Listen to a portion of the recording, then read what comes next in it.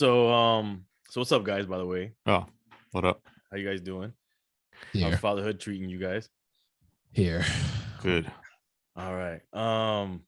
So my daughter, right?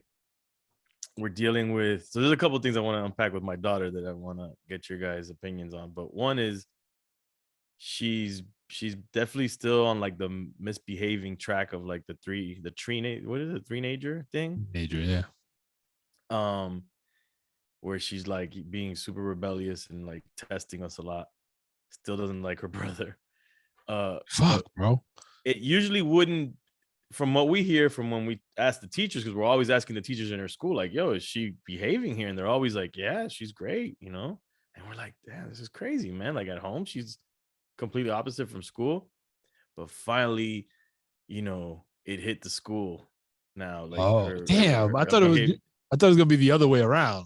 No, she finally had a behavioral problem at school. So she had been sick over the weekend, and over the weekend, whatever, she doesn't like, she's really bad with her naps. She fights sleep time at night too. So, but naps is the worst, especially if she knows we're awake. So she wasn't taking her nap. We were just saying it has to do because she's sick. She didn't go to school for Monday, and then she didn't take a nap, and then Tuesday she went back to school. So Tuesday, my girl gets a call from the school. Something happened. She communicated with the school about something, and they were like, "Oh, your daughter, she didn't take a nap today." And that's not uncommon that she doesn't take a nap at school, but she doesn't do anything. She just lays in the cot, right? But apparently this time, she didn't let the other kids sleep either. That supposedly she got up and was waking up all the other kids, Oh, singing, making noises, and not listening to the teachers, and they were telling her to calm down and get in her bed. So that happened. um so this is the thing. So this is the question I have, in a sense. It has to do with the school. I would imagine that there's a age, and not every kid is going to be the same, where they stop taking naps. So my question first to you guys is, at what age did your kids stop taking naps? I I know we touched on this before, but um, we I'd say probably like when he was around between 3 and 4. Probably I can't remember So that's where exactly, we're at right now. but we did it on purpose because it was the naps. Like he would just knock out, and he'd It would want to. ruin night. Yeah, it would ruin the night. Yeah, I So remember you telling us. yeah, so we stopped. We stopped with the naps. But even when he went to preschool, like when he went to preschool and stuff, like they didn't do naps at preschool. And you, Manny? yeah. It was the same. 3 to 4 years of age, we started weaning her off. But the big like motivator for us was getting into kindergarten, because in my youngest, her preschool, they still did naps. So they would like that kind of was like pissing us off a little bit, because we were like, all right, we're trying to condition her not to take naps, but the school still had that in play. Oh. But even still, like, I mean, it's not part of her routine anymore, but there's days when she's just like at her wit's end, and we know a nap is going to fix it. And rarely does it, in our case, rarely does it ever like interrupt nighttime. So like 2 weeks ago, I was here alone, man, in the house with all three kids. She gets home from school with her brother, and she's like depleted. But she wasn't acting out. She just was tired. So she laid down on the couch, and I was like, nope, you're not sleeping on the couch. Whatever. She knocks out. Well, she goes upstairs to her bed. This is never the case. She would never go upstairs by herself in the day when everybody else is awake. Lays down in her bed, and I go up and I check. She's asleep. Yo, I let her sleep for like 3, almost 4 hours. Wow. At like, so she went to sleep at like 3 and woke up almost at 7. Was she sick? Nah, she was just beat. Just super tired. Wow. Okay. And then she was still able, like, it took just like 5 minutes worth of like going back and forth with her to actually put her to sleep at like 8:30. Like we extended her bedtime to like 8:30 or 9, and then that worked out.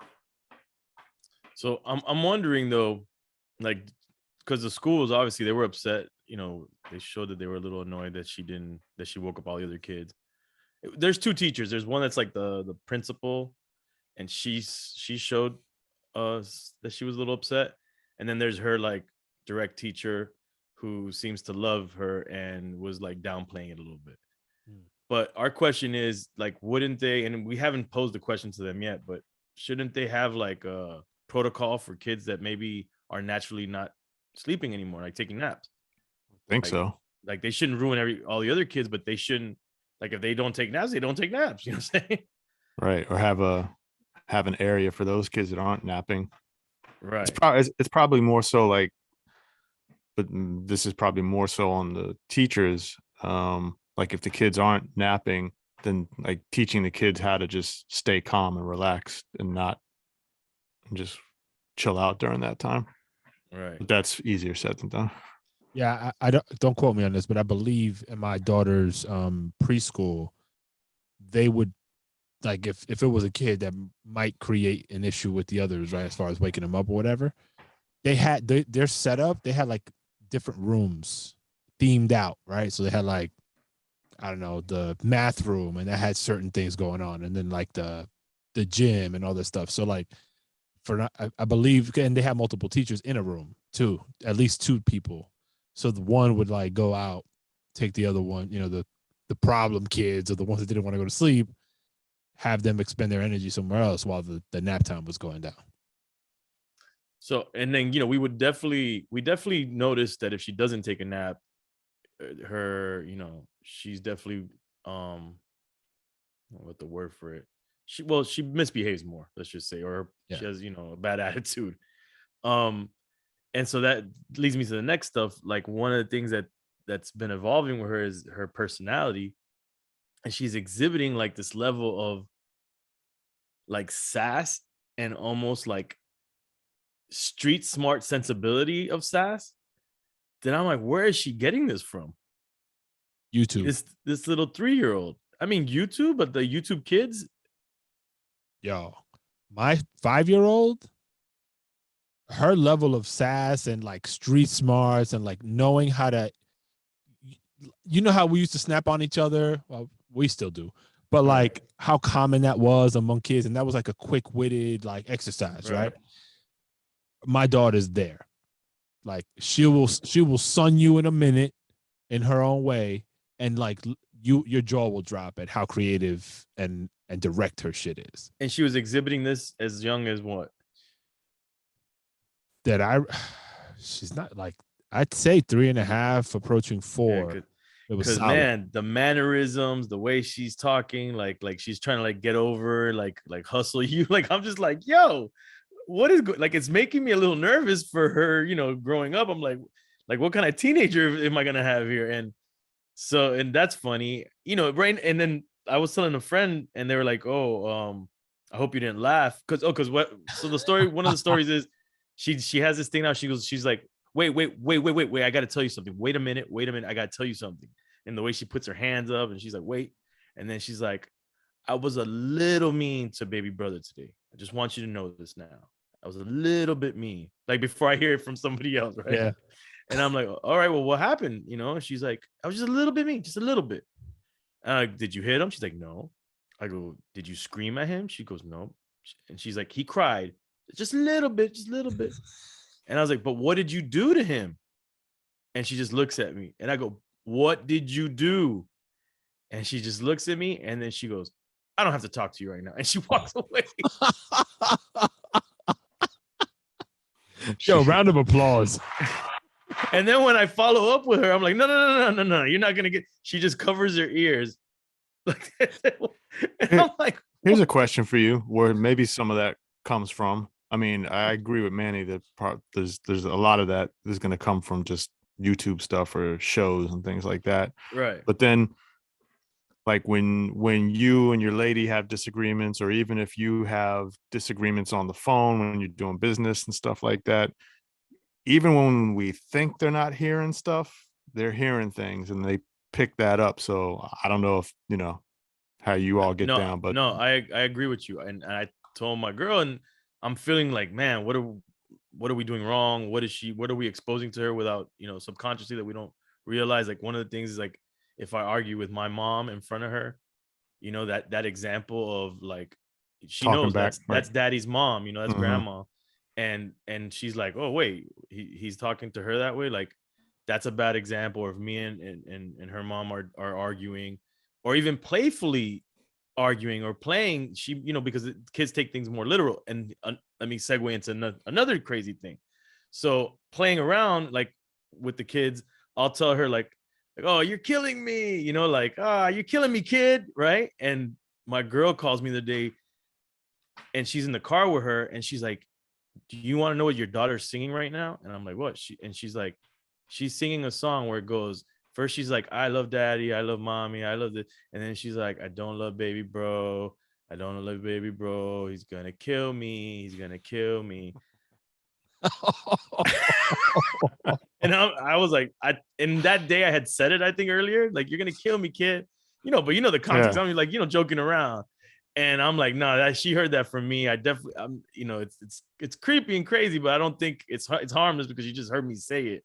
But man, her like telling, maybe going to school and saying it, and then, and I try to tell her like this whole thing to like try to like work out issues in her mind, and I try to tell her this whole thing about like you have like a good side and you have like a bad side, and it's like a good monster and a bad monster, and the bad monster wants you to be mean and do bad things, and but you have to listen to the good monster and don't give in to the bad monster. I don't know why I said it that way. She goes to school and she goes to me, Daddy, I told my teachers I have bad monsters in my mind.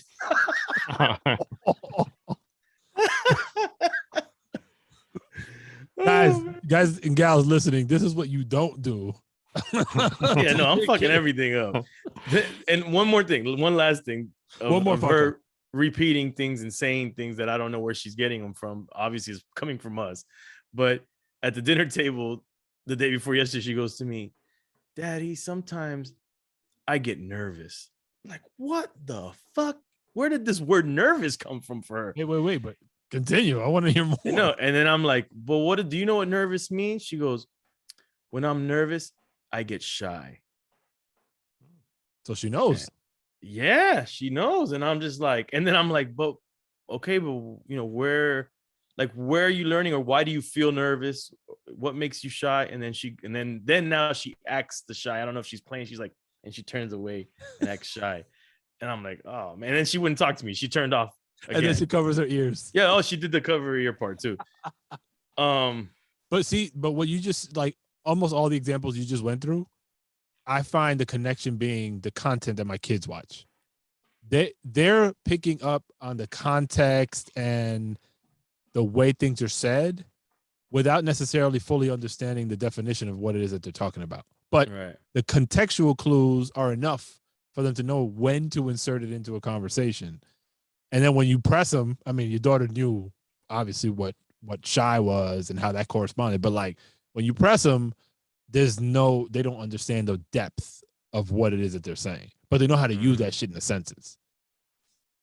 Yeah. And as they get older, it'll be easier to decipher like what they're picking up from you versus what they're picking up from like shows that they're watching. Because sometimes my son will come with random weird words or phrases or noises or stuff, and both my wife and I are looking at him like, all right, what nonsense, what show did that one come from? Because that's something that we know is coming from somewhere else.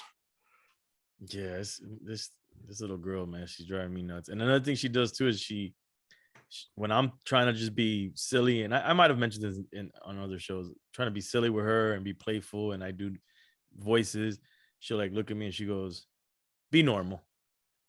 Oh damn. Jeez. Be normal, Dad. That's rough. Got him. I'm like, what the I just turned to the baby and started doing that's supposed to come when she's a teenager. Yo, I'm telling you, I'm getting nervous. I'm about to be shy because she's fucking me up right now. Jeez. Yo, I got a question. Actually, before I get to my question, start thinking about the wildest experience you've had with your kids. All right. Well, that's the question, but don't answer it yet. So my eldest plays basketball. She's gonna be 15. She made her freshman high school team. She's kind of playing up sometimes on the varsity level, but Oh, typically JV. So Nice. they call her up every now and again. So fiercest competition, obviously, she's ever faced, in her career as a basketball player so far. And the other day, a few days ago, she, dominated. Like, and it was an undefeated team. So like the caliber of talent was like probably the highest in her league. And she must have caught like 25 rebounds, had like 12 to 15 points, a couple of assists. Like wow. she had a really well-rounded game. And we've been working with her. Like she's my kid with like the least confidence, but with the most ability. And so it's a weird dynamic because she's proven to herself academically, athletically, socially, you name it, she excels, right? She knows how to handle herself in multiple different facets of life, but she's always second guessing herself and doubting herself. And so it's been a lot of work for us as a family to help keep her confidence as high as possible, right? So after that game, before the game, I kind of had her set some goals. I was like, yo, so what you gonna do out there today? And she was like, I don't know. I was like, I don't know. Sound scared. Are you scared? And she's like, no, I'm not scared. I was like, all right, so talk to me. Like, how many rebounds you're gonna get? Well, how many points you're gonna score? Just you set the rules. Like, it's up to you. So she gave me numbers and shit. Yo, she blew clear past all the goals she set. And then when we go home, I'm like, how's it feel? And she's like, oh yeah, it was dope. They lost the game, by the way, but they went into overtime. And even though they lost, like the whole team played really well. And she's like, yeah, my team, we clicked, da da da. I'm like, yo, that's dope that you're thinking team. But how do you feel about yourself? Like your contribution to that game? And she's like, no, I feel good. I'm like, yo, so remember those goals you set? Like, what do you think about that now? She was like, yo, I should up those. I was like, exactly. Now, the level of confidence now, her ability I could tell. Like, we went to go play ball yesterday. She never wants to come because she's always like, oh, dad's going to make me work and he's going to hold me accountable. Blah, blah, blah. She was like, yeah, I'm ready. Let's go. And she was putting moves on me. I don't let them earn shit. I mean, I'm sorry. I let them earn everything. I don't give them shit. And she was doing everything right. So I felt so proud. I was like, and not because of anything I necessarily did, but just seeing that maturation and her ability to get to that level of confidence. I was like, fuck, we're doing something right as parents to get to this point, That's dope, man. Congrats to her. Yeah, we're proud. Hopefully she get a fucking college scholarship, but I'm not gonna put that pressure on her. Yeah. Yeah. Slow down. Exactly. She got some years. Yeah. So back to the question real quick. Because I was thinking about this the other day. We were having a conversation. I'm gonna share some shit that probably somebody's gonna get mad at me about, but I'm gonna let you guys go first. So, wildest experience that you've had with your kids. It could be anything, but just something that sticks in your head so far in your journey as a dad that you're like, fuck, that was hard, or that was wild, or that was completely unexpected. Okay. Or it was disgusting, or whatever. Something out there. Like in a good way or a bad way? Either.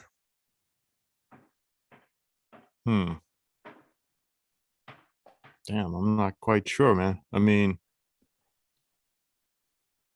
I've talked about it on the show a couple of years ago, but I mean, I guess wild for my own self was when my son was younger, still infant, and my wife had to go back to work and then go on a out of country trip, and then I was left taking care of him when he was still breastfeeding and everything. So that was probably my wildest moment, because I was actually scared. I was like freaking out as the days approached that she had to leave, and then the night she left, that was all hell broke loose. I wish I could see you in that moment. Wish we had the Fatherhoods reality show for that. Because Kay is so like level-headed and chill that would look crazy to me. Yeah, I was definitely freaking out, and it was not wasn't easy. How about So you? that would probably be like a wild personal moment. You know what I mean? Yeah. All right. Yeah. How about you, E? I can't. I mean, there's so many little crazy things that have happened. I can't think of one that stands out. I mean, it's probably maybe something where my daughter maybe peed herself in public or something, and I had to like, it was just her and I or something, and I had to like, and we didn't have diapers because she doesn't wear diapers anymore, and That's because you didn't have a fly dye bag. You would have been prepared at the time, but that's my fault. something Where's like that. where's the context to the question? Is that Yeah. it's like a So, I mean, I guess it's really just like a moment where you're like feeling helpless or completely like disgusted at what you need to take care of, or just like completely out of the norm for like a normal person, right? Especially like if you're a new parent, like every little thing is like an exaggeratedly, difficult thing, right? And so, I mean, I guess I'll just share. Like, for me, I was thinking about this the other day, and I won't identify which of my kids, just to spare a little bit of Embarrassment. of embarrassment. Yeah, they but won't hate you years later when they hear this. yeah, probably. But suffering from what's that shit called? Constipation. Mm. And you're Looks like you're it's suffering difficult. constipation. Right? I got verbal constipation.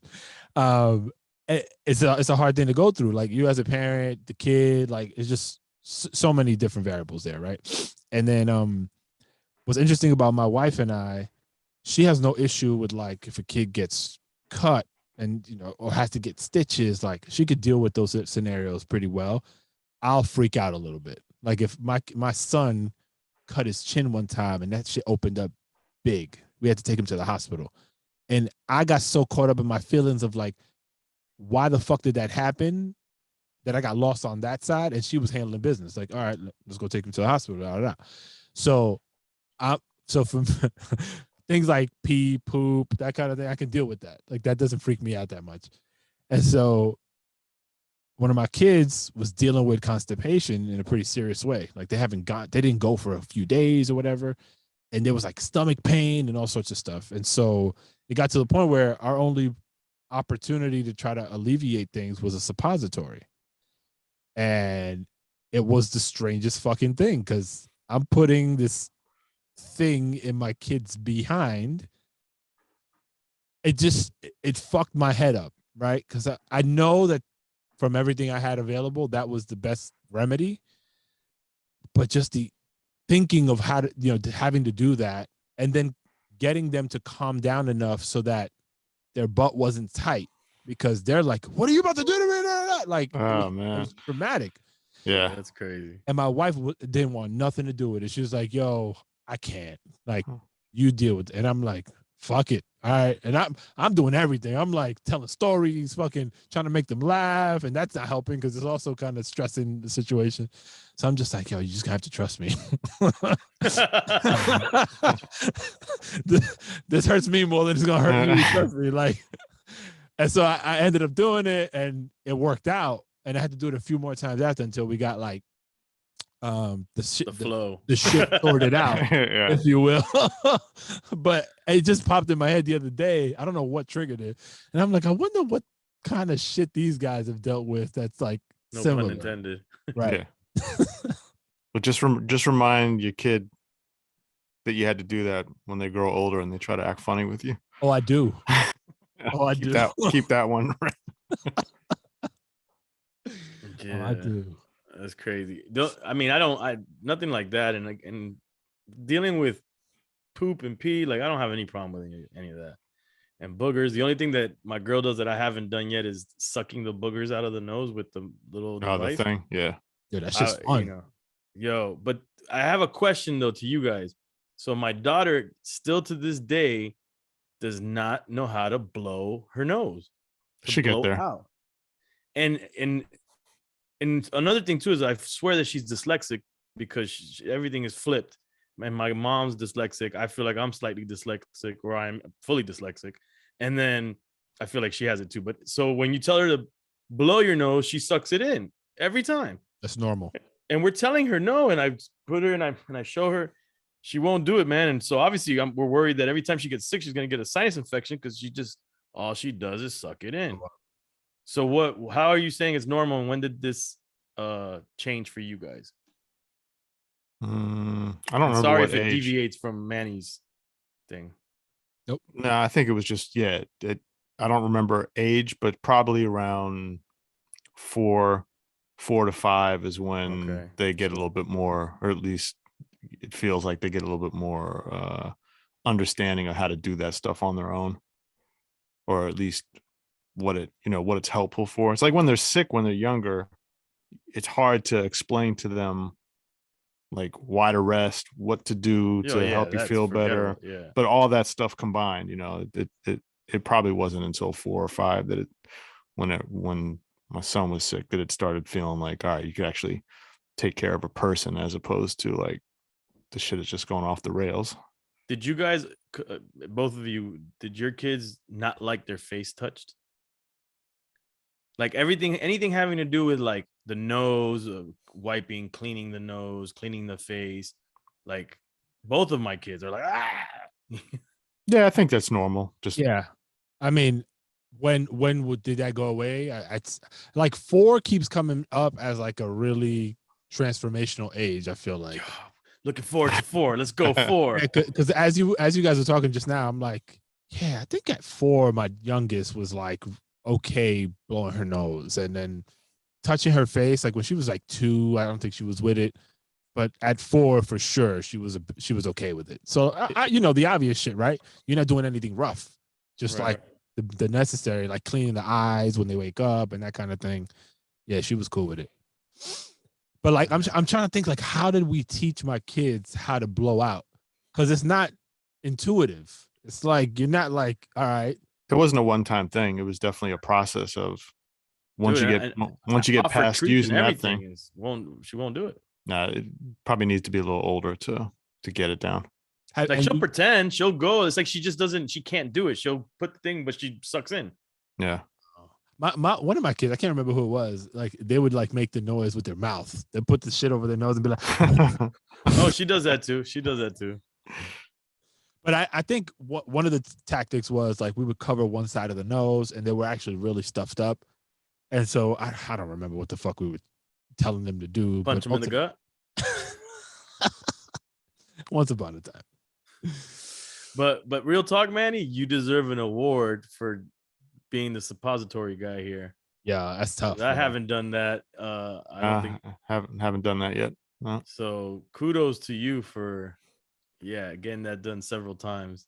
Yeah. And that's the thing. If you gotta do it, you gotta do it. Gotta do it. Yeah. Well, thank you guys. Appreciate it. I think we can end on that note. On a ending. On a shitty note. Yeah. All right, y'all. Pizza. Later.